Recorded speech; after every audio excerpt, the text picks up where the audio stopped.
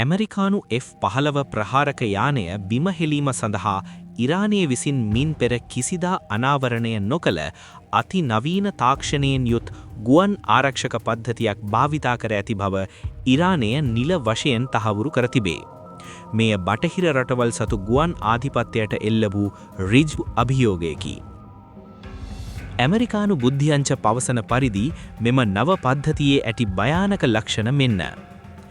F-15 යානා සතු ලව දියුණුම radar මර්දන පද්ධති පවා අඩපණ කිරීමට මෙම නව ඉරාන පද්ධතිය සමත් වී තිබේ. මෙම පද්ධතිය මගින් මුදාහරින මිසයිලවල වේගය සහ නිරවද්‍යතාවය ඉතා ඉහළ මට්ටමක පවතින බව වාර්තා වේ. මෙය ඉරානයේ විසින්ම නිපදවන ලද බාවර් හෝ කෝර්ඩෑඩ් පද්ධතියක අති නවීන සංස්කරණයක් විය හැකි බව විශේෂඥයෝ සැක කරති.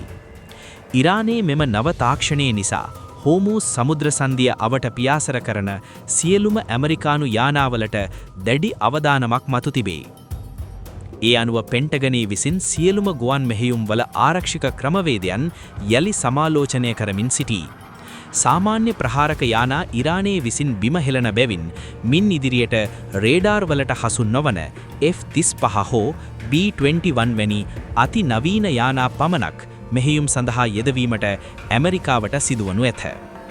මැක්සිමම් ප්‍රෙෂර් සැලසුම යටතේ ඉරානයේ බියවෙද්දීමට ඇමරිකාව දැරු උත්සාහයට මෙය දෙවැන්ත බාධාවකි. ඇමරිකානු හමුදා දැන් සූදානම් වන්නේ ඉරානයේ මෙම නව ගුවන් ආරක්ෂක පද්ධති පිහිටි ස්ථාන සොයාගෙන ඒවා විනාශ කිරීමටයි. එහෙත් එම මෙහෙයුම ඉතාමත් අවදානම් සහගත වන්නේ එම පද්ධතිවල පරාසය සහ වේගය තවමත් නිවරදිව හඳුනාගෙන නොමැති බැවිනි. ලෝකය දැන් බලා සිටින්නේ ඇමරිකාව මෙම තාක්ෂණික පරාජයට කෙලස ප්‍රතිචාර දක්වනු ඇතිද යන්න දෙසයි.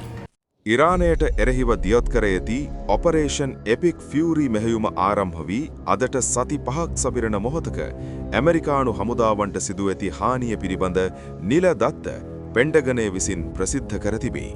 ඒ අනුව මෙහෙයුම ආරම්භයේ සිට මේ දක්වා ඇමරිකානු සෙබළුන් 365 දෙනෙකු විවිධ ප්‍රහාරවලින් තුවාල ලබා ඇති බව තහවුරු වී ඇත. පෙන්ටගන වාර්තාවේ අඩංගු ප්‍රධාන කරුණු 3ක් මෙන්න. මෙහෙයුම ආරම්භයේ සිට මේ දක්වා ඍජු ගැටුම් සහ මිසයිල ප්‍රහාර නිසා ඇමරිකානු සෙබළුන් 13 දෙනෙකු ජීවිතක්ෂයට පත්ව තිබේ.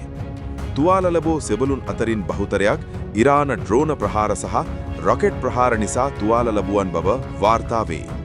තුවාල ලැබුවන්ගෙන් සැලකිය යුතු පිරිසක් මොළයට සිදුවන කම්පන සහ බරපතල ශාරීරික හානිවලින් පීඩා විඳින බව සෞඛ්‍යාංශ පවසයි.